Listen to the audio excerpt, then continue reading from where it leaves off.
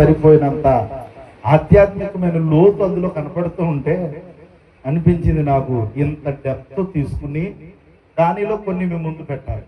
అంటే అన్ని పెట్టడానికి సమయం అయితే సరిపోదు, కానీ ఒక్కొక్క అంశంలో కొన్ని పదాలు మాత్రమే వివరించడానికి సరిపోతారు. అంత డెప్త్ ప్రకటన గ్రంథంలో రాసి ఉంచాడు.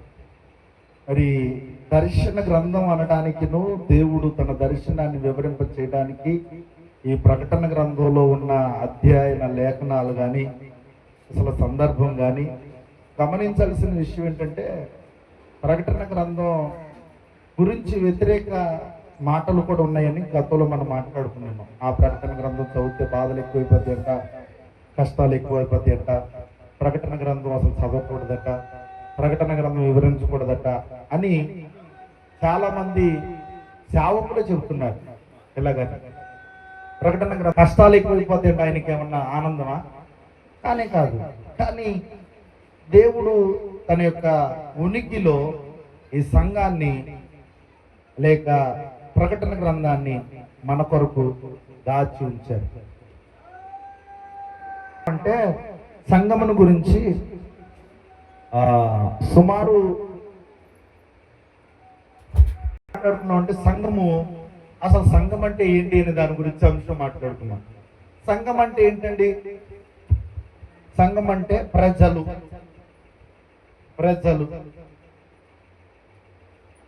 ఈ ప్రజలు అనగా పిలువబడిన వారు.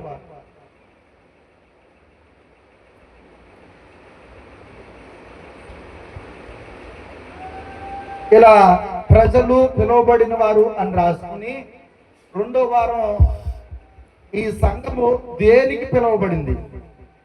దేనికి పిలువబడిందండి? ఆ తర్వాత వారం కూడా సంఘం గురించి మాట్లాడుకున్నాం. దేని కొరకు పిలువబడిందంటే పరిశుద్ధులుగా ఉండుట కొరకు పిలువబడ్డారు. ఏమండి? ఆ సంఘంలో ఏముండకూడదంటే కలంకమైనను, మచ్చైనను, ముడతైనను, డాగైనను లేకుండా లోకములో నుంచి పరిశుద్ధులుగా ఉండుటకు పిలువబడిన వారందరికీ నమస్కరించుడు అయినది. పరిశుద్ధులుగా. ఎందుకనంటే దేవుడు పరిశుద్ధుడు కనుక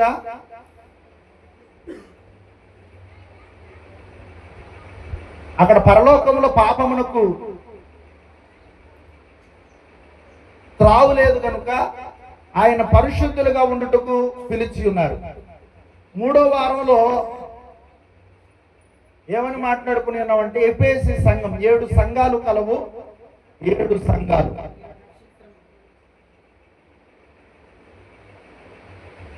7 సంఘముల గురించి మాట్లాడుకుని మొట్టమొదటి యొక్క సంఘము ఎఫెసు.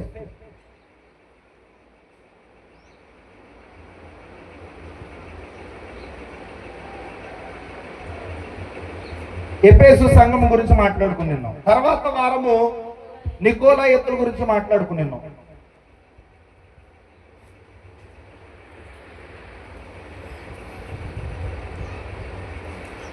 ఈ నికోలాయితులు ఇక్కడ వరకు జరిగిన సందర్భం. సంఘము అనేది ఏంటి అనే దాని గురించి మాట్లాడుతూ, సంఘం అనగా కట్టడాలు కాదు, భవనాలు కాదు, అదొక డినామినేషన్ పేరు కాదు. LEF లేకపోతే బైబిల్ మిషన్, నవజీవన సహవాసం, ICM లేకపోతే RCM లేకపోతే ఇంకా ఉన్న డినామినేషన్లు ఏదైతే ఉన్నాయో అవి కావు సంఘం అంటే. సంఘం అనగా మొట్టమొదటి ప్రజలే సంఘము. ఫలానా వారి ఇంటి దగ్గర, లవోదికియాలో ఉన్న వారి ఇంటి దగ్గర కూడి ఉన్న సంఘమునకు రాయునిది ఏమనగా అని పౌలు రాశాడు. లేకపోతే ప్రియమైన దేవుని బిడ్డలారా, అకుల ప్రిస్కిల్లా అని వారి ఇంటి దగ్గర కూడి ఉన్న సంఘమునకు, ఇంటి దగ్గర లోపల ఉన్న సంఘమునకు రాయున్నది అనగా రాశాడు. సో కాబట్టి ప్రజలు అనగా ప్రజలు, సంఘం అనగా ప్రజలు. ఈ ప్రజలు ఎవరు అనంటే పిలువబడిన వారు. మీ అంతటా మీరు వచ్చిన వారు, మీ అంతటా మీకే దేవునిలోకి రావటం, లేకపోతే ఎవరో బలవంతంగా పిలవటం, ఎవరో మత మార్పిడి చేయటం కాదు. దేవుడే ఎవరినైతే సెలెక్ట్ చేసుకుంటాడో వారు మాత్రమే పిలువబడతారు, అంతే. ఇక బయట ఎన్ని పుకార్లు ఉన్నా ఏమనుకున్నా అదంతా అబద్ధం. పిలువబడిన వారు మాత్రమే దేవుడు పిలిచాడు. యేసుక్రీస్తు ప్రభు వారు తన శిష్యులను పిలిచేటప్పుడు ఏమని మాట్లాడుతుంటే, ఆంద్రియ పేతురు యోహానులరా, మీరు వలలు అక్కడ విడిచి మీరు నాతో వెంబడించండి, ఇక మీదటి మీరు చేపల పట్టు జాలరులు కాదు, మనుషులు పట్టు జాలరులుగా మిమ్మల్ని చేయబోతున్నారు. ఆయన వారిని పిలిచాడు. ఆ పిలుపును విధేయత కలిగి వారు యేసుని వెంబడించారు. బైబిల్ గ్రంథంలో చాలా మంది శిష్యులు, 12 మంది శిష్యులు కూడా దేవుని పిలుపు మేరకే వచ్చారు, వారి వారి యొక్క పనులను విడిచిపెట్టి. మీ అందరికీ తెలుసు, ఎలీషా మీద దుప్పటి కప్పి సేవ పరిచర్యకి పిలుస్తాడు. దేవుడు దర్శనం ఎలీషా మీద ఉంటే ఎలీషా మీద దుప్పటి కప్పి సేవకు పిలిచాడు.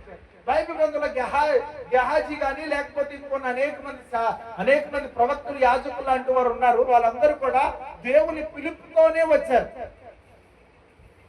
అంటే వారు పిలిచాడు దేవుడు. అంటే వీరు సంఘములోనికి పిలువబడిన వారు, సంఘములోనికి పిలువబడిన వారు.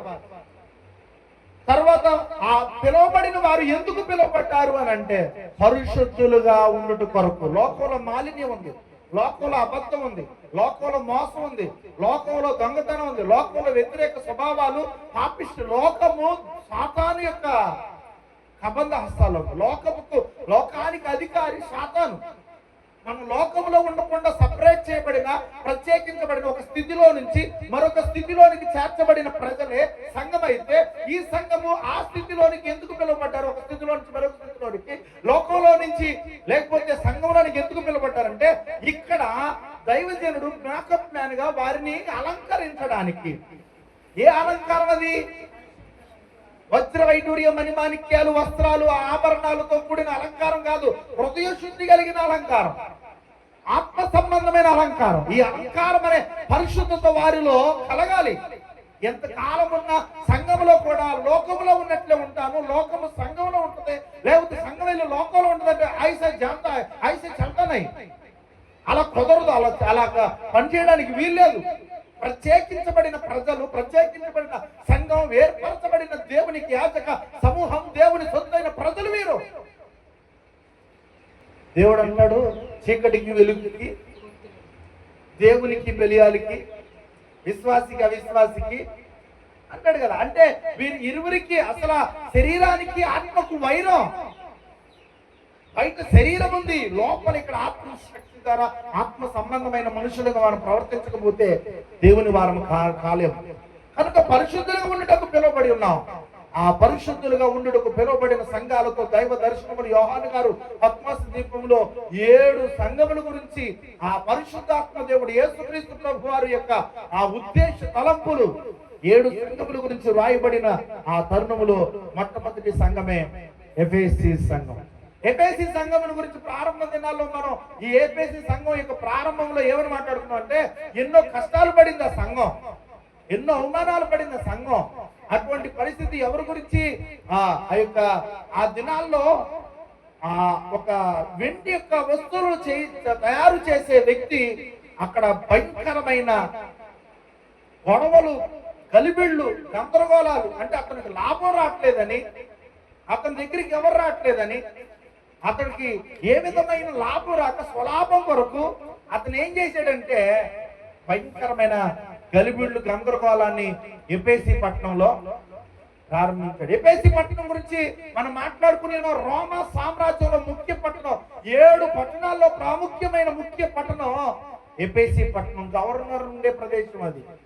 ఆ చుట్టుపక్కల ప్రాంతాలకి ఇక తెలుగు రాష్ట్రాలు 2 కలుస్తున్నప్పుడు హైదరాబాద్ ఎలాగైతే రాజధానో, ప్రస్తుత ఆంధ్ర రాష్ట్రానికి విజయవాడ ఎలా రాజధానో, ఎఫెసీ పట్టణం రోమా సామ్రాజ్యానికి ముఖ్య పట్టణం అయి ఉన్న రాజధాని పట్టణం. వింతలున్నాయి, విడ్డూరాలు ఉన్నాయి, రకరకాలైన వింతలున్నాయి. ఆ రోజుల్లోనే ప్రియమైన దేవుని బిడ్డలారా, 100 అడుగుల మీరు టవర్ చూడాలంటే ఎలా చూడాలి? ఎలా చూడాలి కదా. 470 అడుగుల ఎత్తుండేది గుడి ఆ రోజుల్లో. గమనించండి అది ఎలా కట్టారు, ఎంత టెక్నాలజీ కట్టారు. అన్ని 100 అడుగుల, ఏమండి 100కి పైగా పిల్లర్లు వేశారు. పిల్లర్లు కింద అన్ని పిల్లర్లు వేశారు. 100 పిల్లర్లు అంటే మాటలో 1000 గదులు ఉన్నాయి. 1000 గదులు, 25,000 మంది కూర్చునే స్టేడియం ఉండేది దాని దగ్గర చుట్టూ. ప్రపంచ 7 వింతల్లో ఒక వింత ఆ గుడి, ఆ ఆలయం, దాని కట్టడాలు, దాని ఎత్తు, అక్కడున్న స్టేడియం, లేక ఎఫెసీ పట్టణమే ఒక వింతల్లో వింత. అలా మాట్లాడుకున్నాం ఎఫెసీ సంఘం గురించి. నికోలాయితుల గురించి మాట్లాడుకున్నాం. నికోలాయితులు రూలించి పాలించులాగా వారు విభజించి పాలించినటువంటి ప్రజలని, యాజకులను డివైడ్ చేసి వారు పాలించడం చేశారు.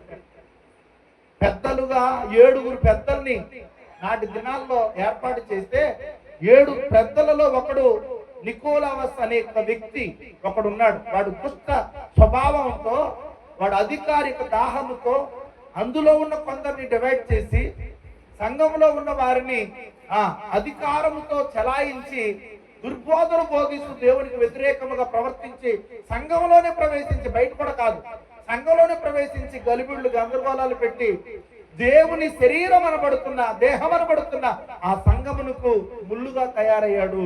అటువంటి వ్యతిరేక స్వభావం కలిగిన వారిని ఎఫెసీ సంఘం వ్యతిరేకించేదిగా, లేక వారిని పక్కన పెట్టేదిగా ఉంది. ఆ వ్యతిరేకించే స్వభావం దేవునికి కూడా ఇష్టమే. వ్యతిరేకించాలి అటువంటి వారిని అనే యొక్క సందర్భాన్ని ఆ నికోలాయితుల గురించి మనం విన్నాం. ఈ రోజున సంఘ పెద్దలు అనగా ఆధ్యాత్మికముగా వాళ్ళు బలపడి ఎలా ఉండాలంటే, పూర్వపు దినాల్లో సంఘం గురించి మనం మాట్లాడుకునేటప్పుడు సేవకులు ఉండేవారు కదా అన్నట్టు దినాల్లో, సంఘానికి యాజకులు ఉండేవారు కదా దినాల్లో.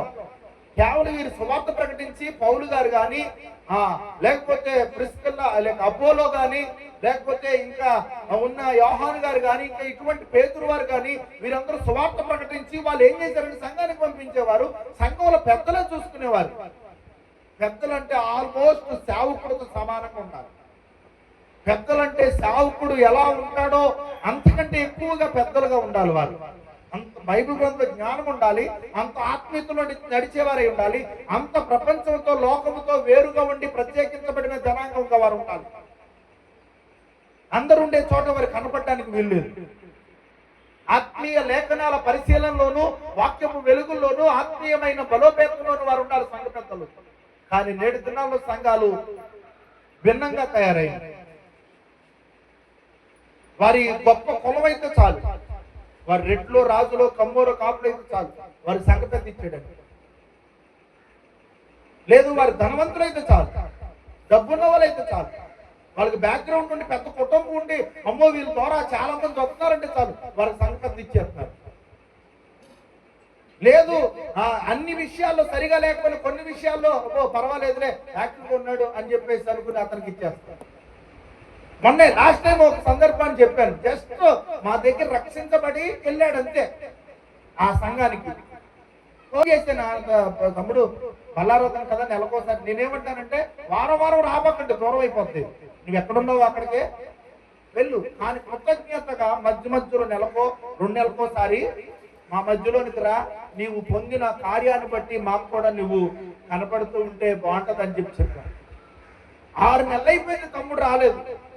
ఏంటయ్యా రాలేదని అంటే, అన్నా నాకు సంఘ పెద్ద ఇచ్చారన్నా అన్నాడు. వెళ్ళింది ఈ మధ్యనే, నీకు తూ అంటే తా తెలీదు.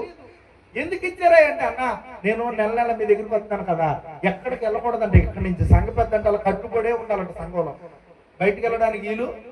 అంటే ఒక సంఘ పెద్దలు ఎలా చేశారంటే కట్టేసి పొలుపు తాడుతో సంఘానికి కట్టేయడానికి పెట్టారు సంఘ పెద్దలు.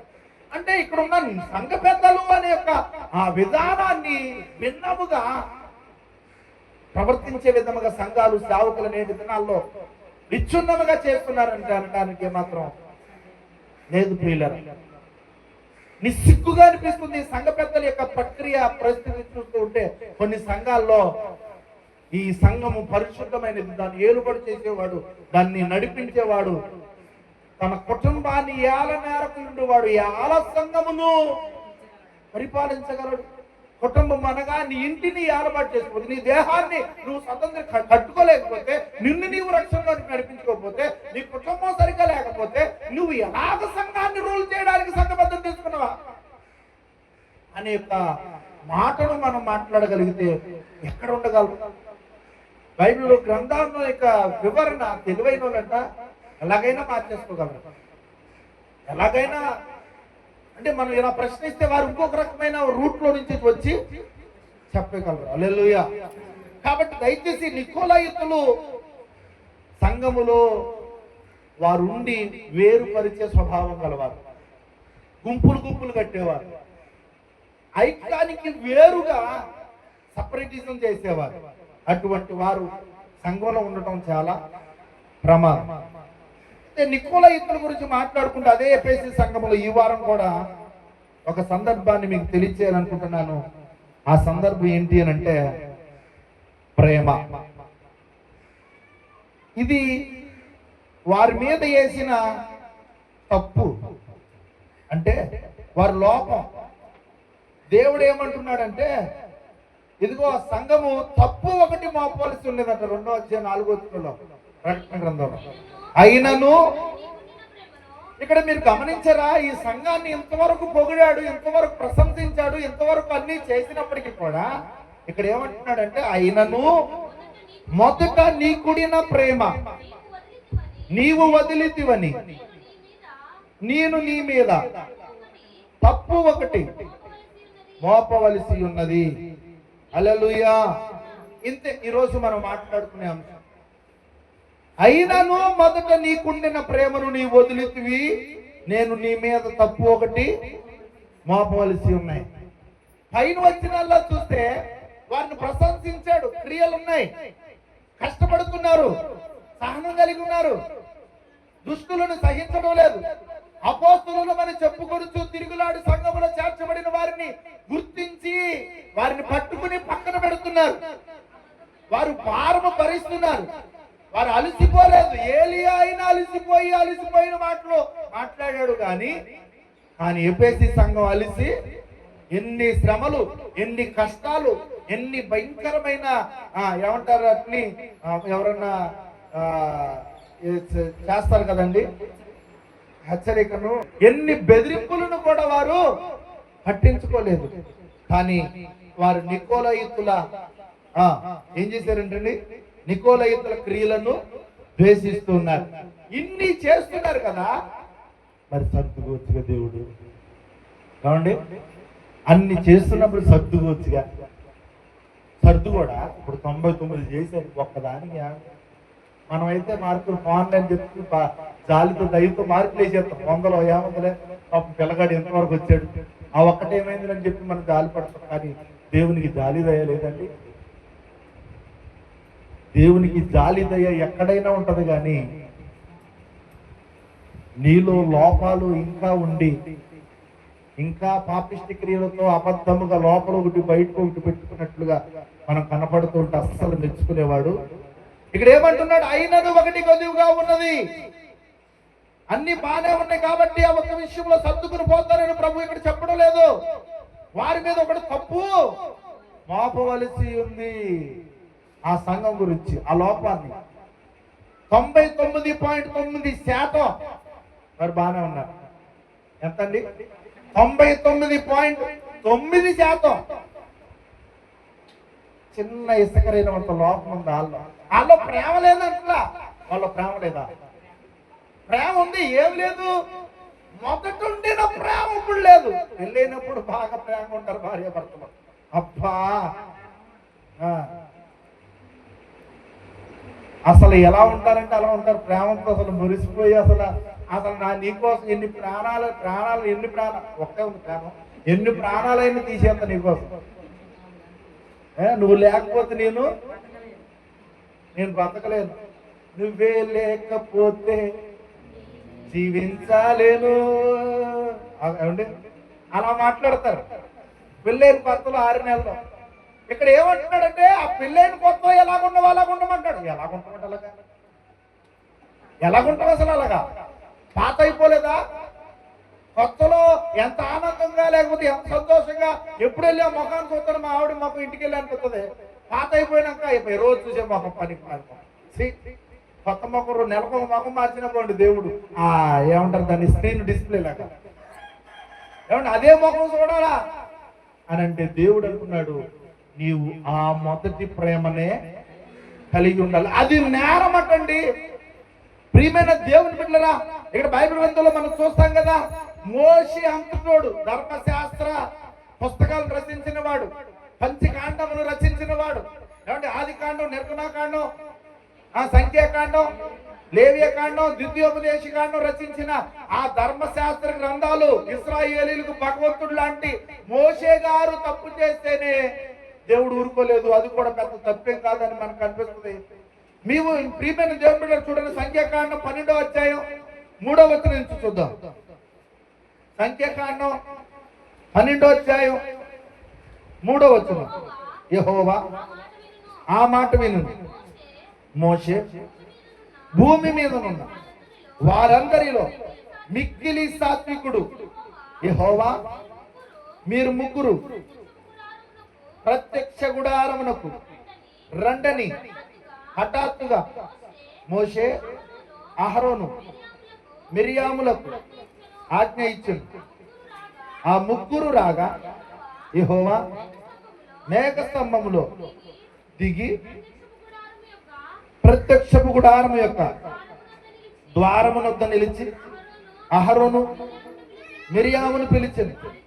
వారిద్దరు రాగా ఆయన, నా మాటలు వినుడి, మీలో ప్రవక్తయుండిని ఎడల యెహోవానగు నేను దర్శనమిచ్చి అతడు నన్ను తెలుసుకున్నట్లు కలలో అతనితో మాట్లాడుదును.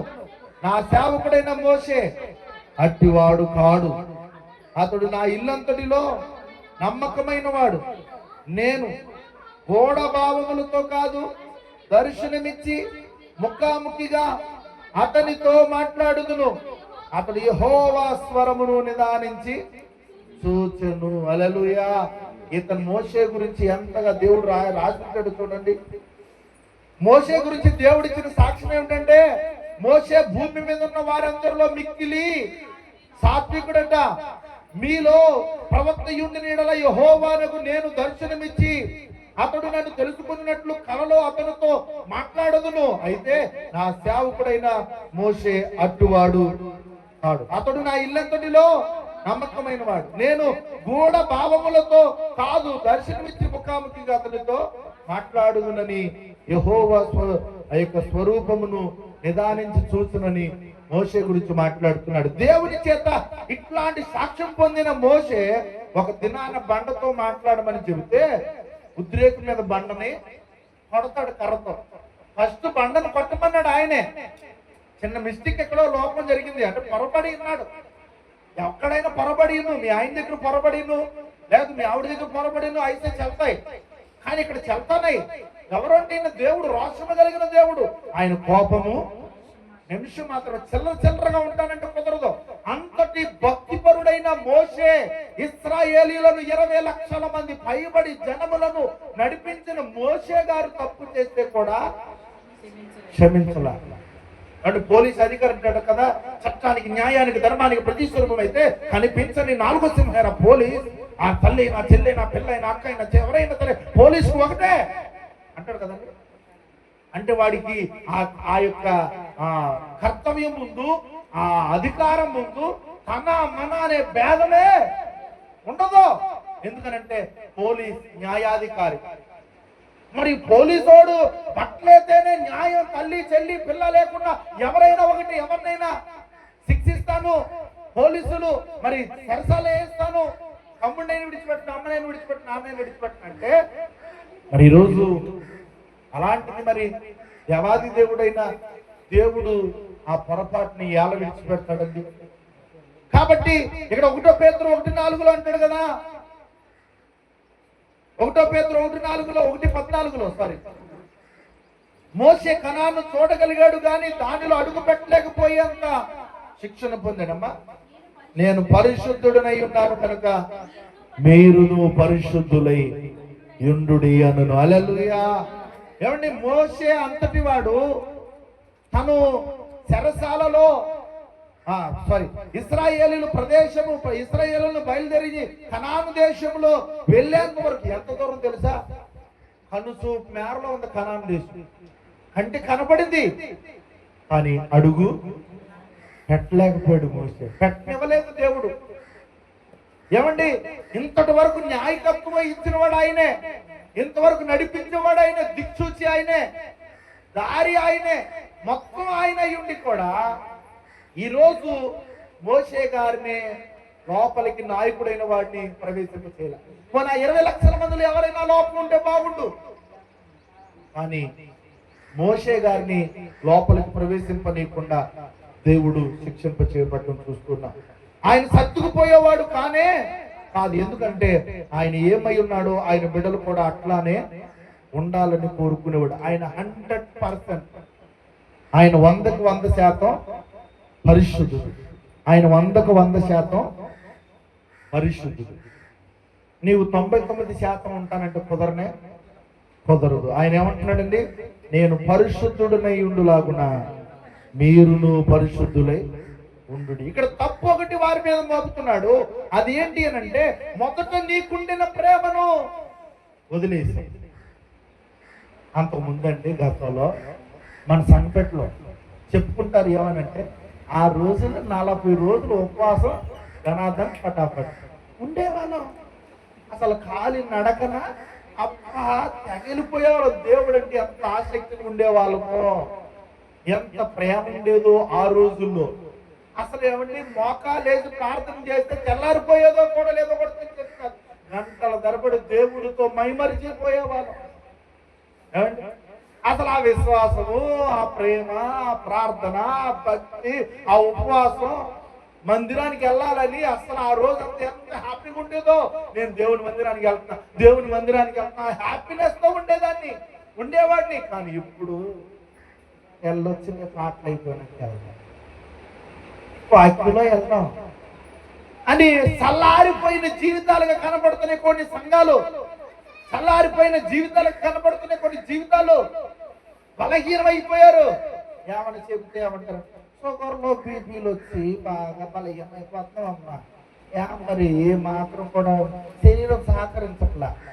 హల్లెలూయా. ఇదే శరీరం తోకలు పెళ్లి ఫంక్షన్కి వెళ్ళడానికి వ్యాన్లో నుంచుంటది. ఇదే శరీరం మరియమ్మ కొండకి వెళ్ళడానికి నీట్గా తయారైపోయి వెళ్తుంది. ఇదే శరీరం మునదల కొండకో ఇంకో కొండ ఏదని చెప్పండి,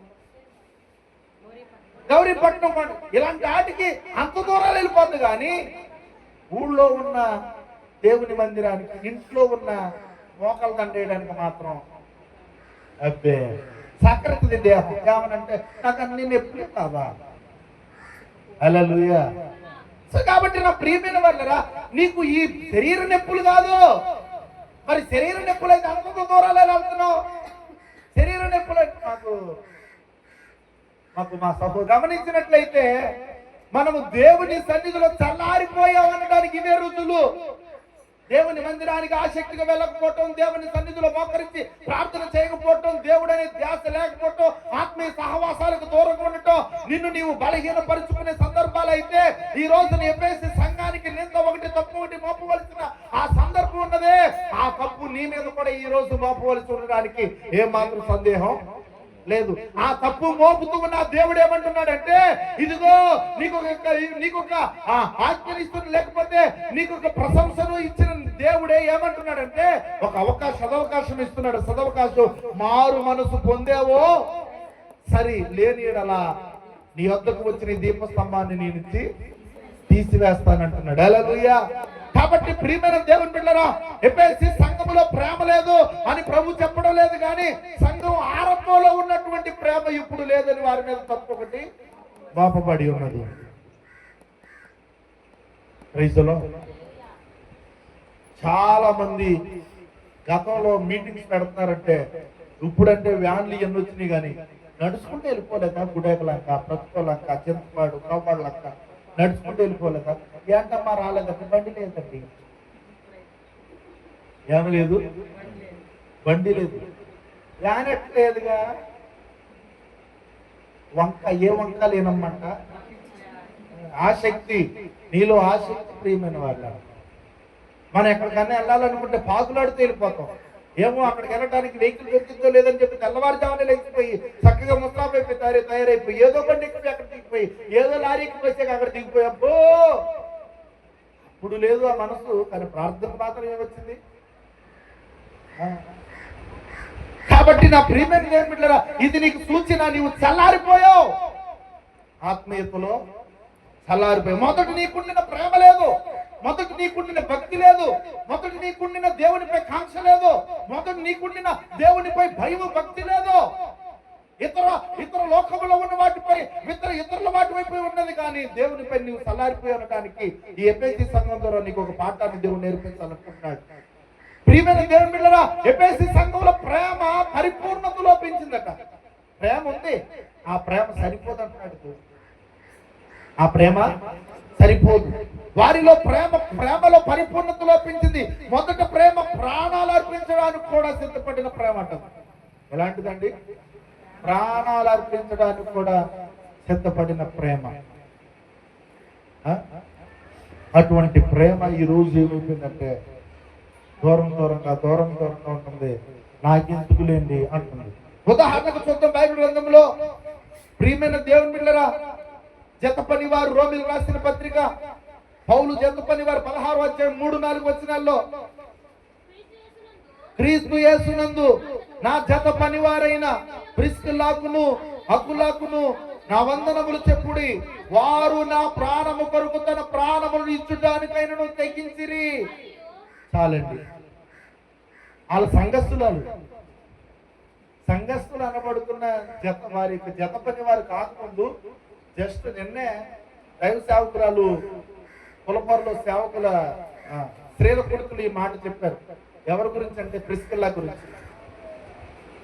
గురించి నిన్న చాలా సవివరంగా మాట్లాడుతూ, అకుల్లా ప్రిస్కిల్లా అనబడిన వారు రోమా నుంచి ఎఫెసీ పట్టణానికి పంపివేయబడ్డారు. నిర్దాక్షణంగా వారు అక్కడి నుంచి వెళ్ళిపోయేటప్పుడు ఎంత బాధపడ్డారు అన్నట. నిన్న దాని లోతైన అధ్యయనం దైవ సేవకుల ద్వారా మాట్లాడినప్పుడు వాళ్ళ గురించి చాలా విషయాలు తెలిసాయి.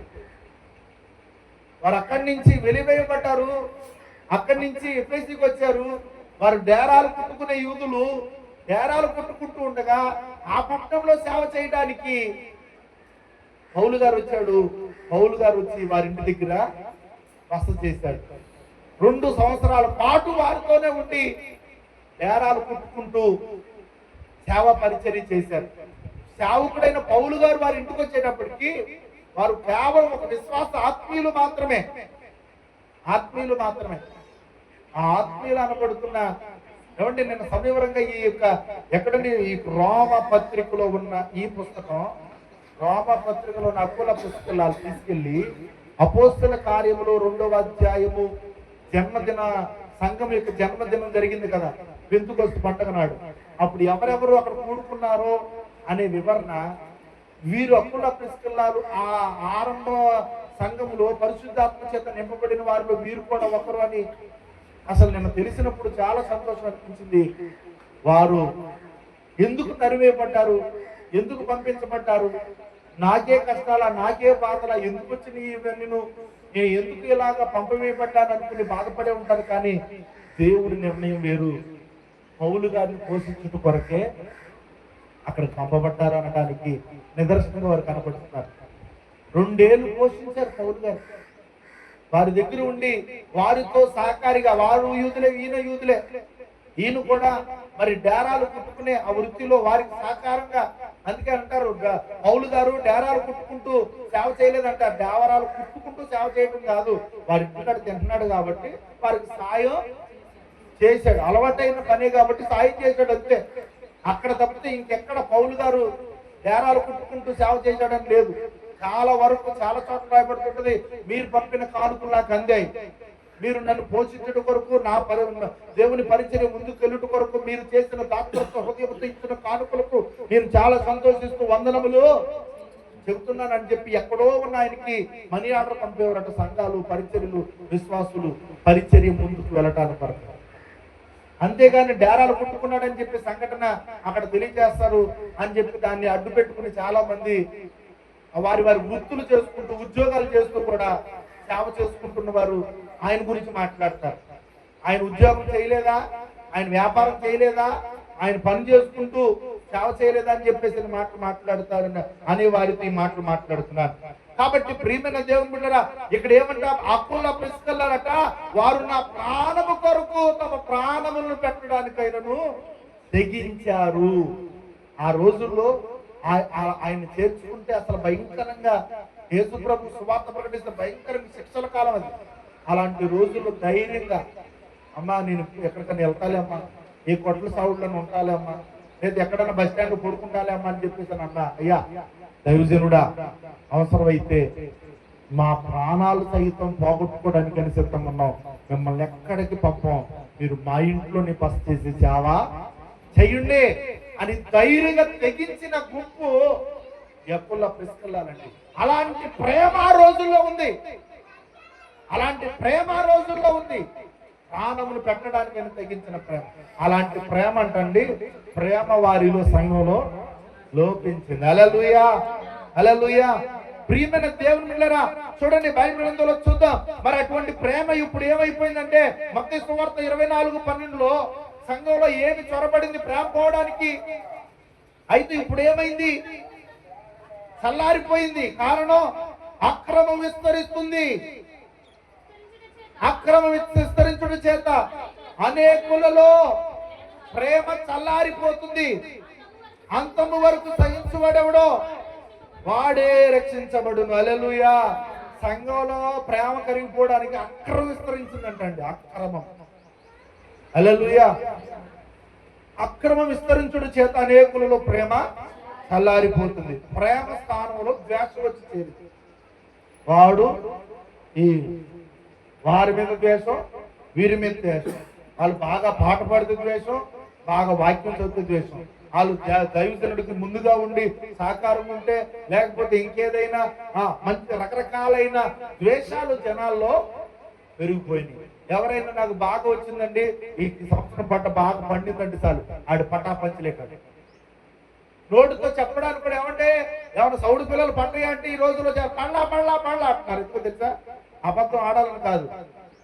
వీడు పండి అంటే ఆడేం ఊహించుకుంటాడో బాగుపడిపోతున్నాడు, ఈడెప్పుడు పోతాడో కానీ అంటే చెబితే కూడా వారి మీద ద్వేషాలు ఎక్కువైపోయి. ఏమంటే శుభ్రంగా నేను ఉన్నానంటే కడుపు ఉబ్బిపోతుంది, శుభ్రంగా తింటున్నానంటే ప్రజలు ఓర్చుకోలేకపోతున్నారు. అప్పులు తీరాయన్నా, నిల్వలోకి వచ్చామన్నా, గవర్నమెంట్ ఉద్యోగం వచ్చిందన్నా, లేకపోతే చెరువు బాగా పండిందన్నా, లేకపోతే మంచి పిల్ల దొరికిందంటే పెళ్ళి అవుతుందన్నా, వీడికి కూడా పిల్ల దొరికిందిరా పనికి మళ్ళీ అనే రకాల కింద చెప్పారు. లేకపోతే ఎదుటి వారికి ఆడపిల్లకి పెళ్లి అయిందంటే పెళ్లి చేత కదా అనుకున్నాడు, వీడికి పెళ్లి అయిపోయిందిరా, పెళ్లి చేస్తున్నాడా అని ద్వేషాలు ఎక్కువైపోయినాయి. ఎందుకంటే వారిలో ప్రేమ నిన్ను వలే నీ పొరుగు వారిని ప్రేమించగానే ప్రేమ కరువైపోయి సంఘములో, సమాజంలో, మనుషులలో ద్వేషం పెరిగిపోయింది ప్రియులారా. అందుకే అంటున్నాడు అక్రమము విస్తరించుడు చేత అనేకులలో ప్రేమ చల్లారిపోతుంది. ప్రేమ స్థానంలో ద్వేషం వచ్చేసాయి, కక్షలు వచ్చేసాయి, కార్పుణ్యాలు వచ్చేసాయి. అక్రమం విస్తరించుడు చేత అనేకుల ప్రేమ చల్లారుని బైబిల్ గ్రంథంలో చెప్పబడిన మాట నేడు దినాల్లో నెరవేరిపోతుంది ప్రేమ వల్ల 100%. పరిశుద్ధ గ్రంథమంతా ఒక్క ప్రేమ అనే మాటలోని పరిపూర్ణమై ఉన్నదనే మాటకి ఏమాత్రం సందేహం లేదు. ఈ బైబిల్ గ్రంథం అండి దేవుడు మనిషికి రాసిన ప్రేమ లేఖ. ఏంటిదండి ఇది? ప్రేమతో రాశాడు. ప్రేమ లేక ఈ బైబిల్ అంతా ప్రేమ మీదే పరిపూర్ణత చెంది ఉంది, ప్రేమ మీదే ఆధారపడి ఉంటుంది. కనుక నా ప్రియమైన దేవుని సంగమా, ప్రేమ అనే దాని మీద ఆధార పరిపూర్ణత అయి ఉన్న బైబిల్ లేఖనిక వచనమును చాలా జాగ్రత్తగా మనం గమనిస్తే మత్తయి సువార్త 19:19లో దేవునికి ఆజ్ఞను రాయబడి ఉంది కదా, నిన్ను వలె నీ పొరుగు వారిని ప్రేమింపవలను అనే మాట 19:19 మత్తయి సువార్తలో రాయబడుతుంది. గలతీ 5:14లో ఒక మాట రాయబడింది కదా, గలతీ 5:14 వారిని ప్రేమించు అని ఒక్క మాటలో పరిపూర్ణమై ఉన్నదని లేఖనములో చెప్పబడట్లేదా? ధర్మశాస్త్రం అంతయు ఏమని రాయబడిందంటండి? ఒక్క ప్రేమ మీదే ఆధారపడిందంట, నిన్ను వలే నీ పొరుగు వారి మీద. కనిపించే మన పొరుగు వారిని ప్రేమించలేని మనం కనిపించని దేవుని ఎట్లా ప్రేమించగలం? క్రైస్తవునిలో, దేవుని బిడ్డలో పాతుకోవలసింది, పొంగి పొరలాల్సింది ఏంటో తెలుసా? ప్రేమే ప్రియమైన వాళ్ళరా. ఆ ప్రేమే మనకి లేకపోతే గనక మనం ఏమాత్రం కూడా క్రైస్తవుని ఉండటం లోపము కలిగి ఉన్న వారముగా ఉంటాం. కనుక ప్రేమ లోపించడమే కాకుండా ఆ ప్రేమకు వక్ర భాష్యం చెప్పింది కూడా లోకమే. మనిషి తన శరీర కోరికలు తీర్చుకోవడానికి ఒక పురుషుడు స్త్రీ మధ్యన ఉన్నదాన్ని ఏమని పేరు తెలుసా? ప్రేమ.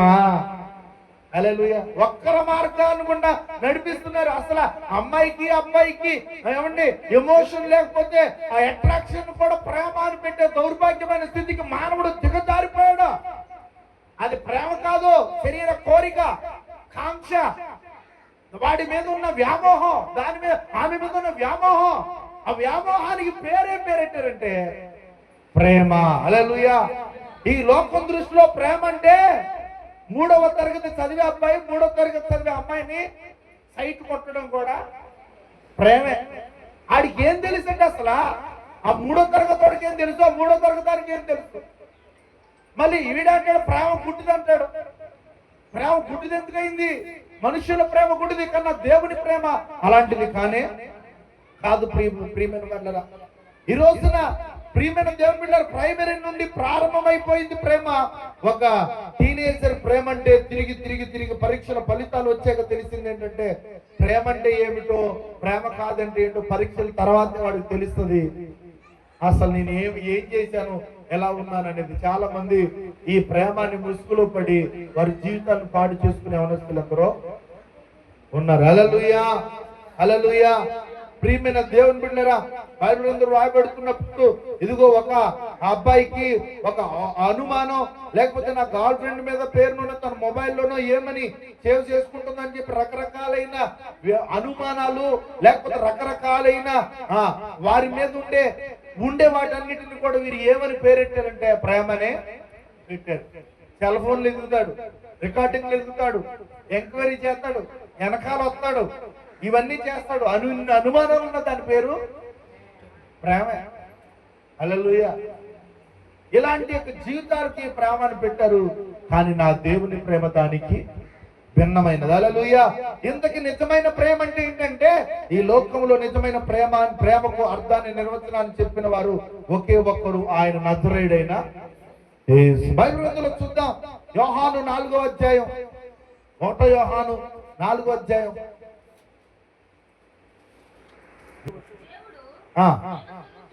దేవుడు ప్రేమ స్వరూపి, ప్రేమ లేనివాడు దేవుని ఎరుగడు. 14 వచనం, 16 వచనం చదువు. మన ఎడల దేవునికి ఉన్న ప్రేమను మనం ఎరిగిన వారమై దాన్ని నమ్ముకుని ఉన్నాము. దేవుడు ప్రేమ స్వరూపి అయి ఉన్నాడు. ప్రేమ యందు నిలిచి ఉండేవాడు దేవుని యందు నిలిచి ఉన్నాడు, దేవుడు వాని యందు నిలిచి ఉన్నాడు. హల్లెలూయా. ఇక్కడ 4వ అధ్యాయం 8వ వచనంలో దేవుడు ప్రేమ స్వరూపి అని రాయబడి ఉంది. ఏమని రాయబడి ఉంది? దేవుడే ప్రేమ స్వరూపి అని రాయబడి ఉంది. ఇక్కడ ఏమంటున్నాడంటే ప్రేమ లేనివాడు ఆయన యందు లేడు. హల్లెలూయా. ఆయన ప్రేమ ఉన్నవాడే ఆయనలో ఉన్నవాడిగా ఉంటాడు అని రాయబడింది. కాబట్టి నా ప్రియమైన దేవుని బిడ్డలారా, ఆయన ప్రేమ తత్వం శత్రువులను కూడా ప్రేమించగలిగేంత ప్రేమ. అందుకే మత్తయి 5:44 అంటాడు కదా, ఆయన ప్రేమ ఎలాంటిదంటే, ఈ రోజు నా ప్రేమ మనుషుల్లో ఉంటే నిజంగా పోని ప్రేమకు దాని నిర్వచనమే అనుకోవచ్చు. కానీ 5:44 నేను మీతో చెప్పినదేమనగా మీరు పరలోకమందున్న మీ తండ్రికి కుమారుడైనట్లు మీ శత్రువులను ప్రేమించుడి, మిమ్మల్ని హింసించు వారి కొరకు ప్రార్థన చేయుడు. హల్లెలూయా. శత్రువులను సైతం ప్రేమించేది ప్రేమ యేసయ్య ప్రేమ. గర్ల్ ఫ్రెండ్ లో గాని, భార్యలో గాని, భర్తలో గాని ఒక్క లోపం వచ్చింది అనుకోండి, ఒక చిన్న మిస్టేక్ కనపడింది అనుకోండి, చూడండి పటాపట్ ధనాదన్ ఆ ఇంటిలో యుద్ధాలేగా బేస్నీళ్ళు కొండలో అసలు వాయుసులు పక్కకిన పడిపోయి వాళ్ళకిన పడిపోయి వీళ్ళకిన పడిపోయి అబ్బో గొడవ పడిపోతున్నారట, దెబ్బలాడేసుకున్నారట, తండ్రికి చచ్చిపోతున్నారని మాటలు పడుతూ ఉంటాయి. కానీ వీళ్ళు ఎలా కలవబడ్డారంటే ప్రేమతోనే. అమ్మా మీ ఆయన అంటే ఇష్టమేనా? ఆ కుర్రడంటే నాకే ఇష్టమే, ప్రేమించే ఆత్మ మరి ఈ అమ్మాయి అంటే అప్పో ఆ అమ్మాయి అంటే చాలా ఇష్టపడి తొలి చూపుకే పడిపోయా అంటే ప్రేమతోనే కలిసి వచ్చారు వీళ్ళందరూ. కానీ ఆ ప్రేమ ఇప్పుడు ఏమైపోయింది, చిన్న చిన్న మిస్టేక్లు కూడా సహించలేనిదిగా. కానీ నా దేవుని ప్రేమ ఎలాంటిది కాదు, ఎంత ఘోరమైన పాపినైనా క్షమించగలిగే ప్రేమ. ఎంత భయంకరముగా శిక్షించిన, హింసించిన, బాధించిన, కఠినముగా ప్రవర్తించిన వారిని సైతం ప్రేమించే ప్రేమ, ఆ ప్రేమతో క్షమించే ప్రేమ నా దేవుని ప్రేమ. ఇప్పుడు చెప్పండి, లోకంలో ప్రేమ, భార్యాభర్తల ప్రేమ, టీనేజీలో ఉన్న ప్రేమ, పెళ్లికాని పిల్లోడి మధ్యలో ఉన్న ప్రేమ, లేకపోతే కనీసం చూడండి అమ్మా నాన్నల ప్రేమ, పిల్లల ప్రేమ కూడా చూడండి, గమనించండి.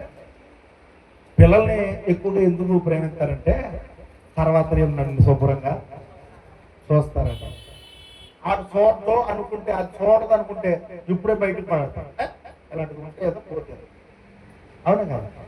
ఫర్ ఎగ్జాంపుల్, అసలు పనికి రాని వాళ్ళే ఉన్నారనుకోండి, పిల్లలు పనికి రాకుండా వాళ్ళ మీద అంత ప్రేమ అస్సలు, వాళ్ళ పిచ్చోలు ఏమి పనికి రానోళ్ళు, కాలు చేతులు పనికి రానోళ్ళు అనుకోండి, ఇక నిర్వియోగమే వాళ్ళ మీద అంత ప్రేమ. వాళ్ళ మీద ఎవరి మీద ఉంటుందంటే మంచోడి మీద, కాలు చేతులు శుభ్రంగా కదాను, మంచిగా ప్రవర్తించే వారి మీద ఉంటుంది. ఎందుకని వీళ్ళ మీద ఉంటుందంటే అక్కడ తెలిసిపోతుంది ఏం తర్వాత మనకి ఏ ఉపయోగం, స్వార్థం.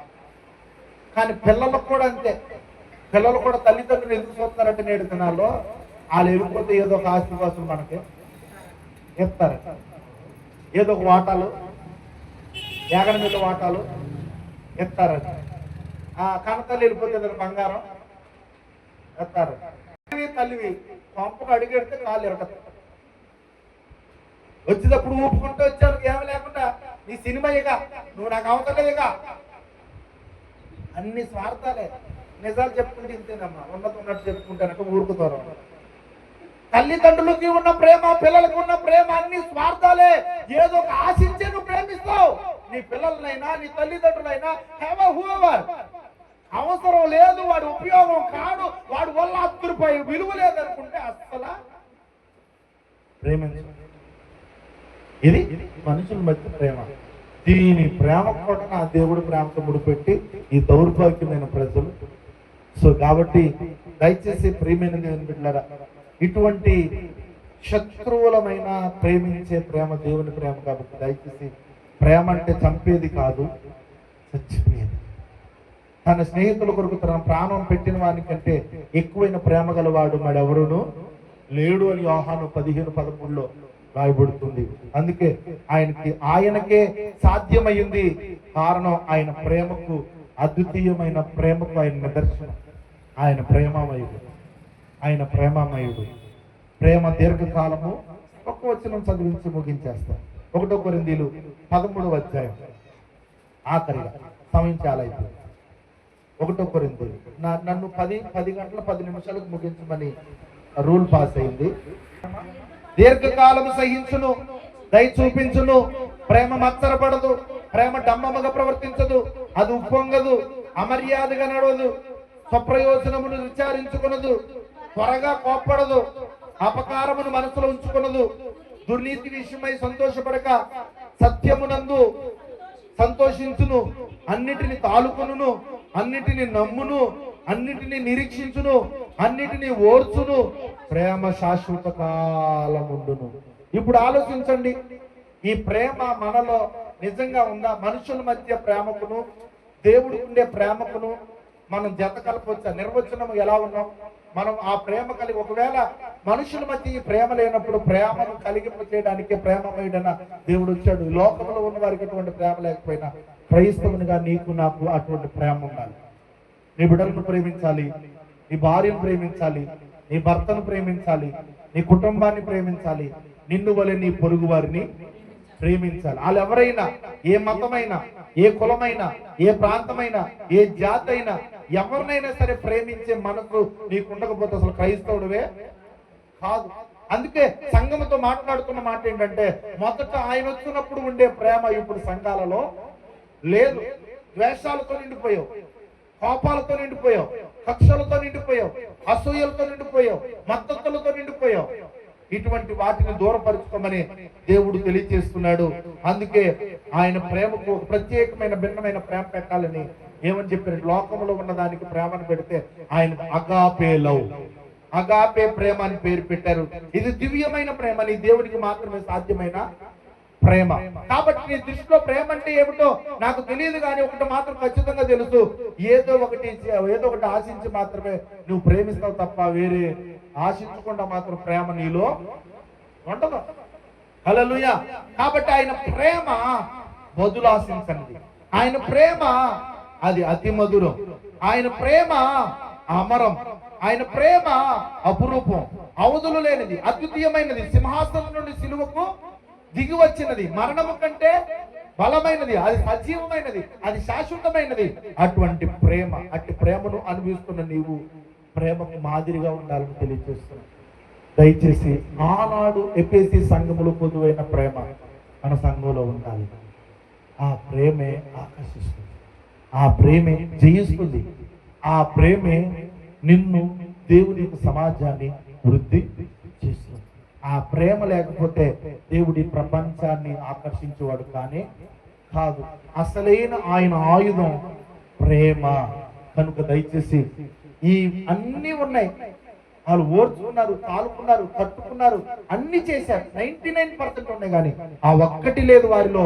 సంఘంలో ప్రేమ లేదు, నటించే ప్రేమ, ఒకరి మధ్యన ఒకరు దేశాలు కక్షలతో ఉండి పైకి మాటలతో తృప్తిపరిచే ప్రేమ దేవునికి అవసరం లేదు. నీవు నేను పై మాటలు అంటే తేలులు వలికించే మాటలు మాట్లాడతాం, ఆ మాటలు మనం చూస్తాం, కానీ దేవుడు చూసి అటువంటి దాన్ని చూసాడు. మనుషులు పై రూపం లక్ష్య పెట్టుతారు, కానీ మన దేవుడు హృదయమును చూసుకోడు. అమ్మలారా ఇలారా దయచేసి నేటి దినాల్లో ప్రేమను కలిగి ఉందాం. ఆ ప్రేమ, ఆ మొదటి ప్రేమను నీవు మరలా కలిగి ఉండడానికి తాపత్రయపడ్డావా సరే, మారు మనసు పొంది నీవు ఏ స్థితిలో నుంచి పడిపోతావో ఆ స్థితిని జ్ఞాపకం చేసుకుని మారు మనసు పొందు అని దేవుని యొక్క వాక్యం చెప్పబడుతుంది. మోకరించి ప్రార్థన చేద్దాం.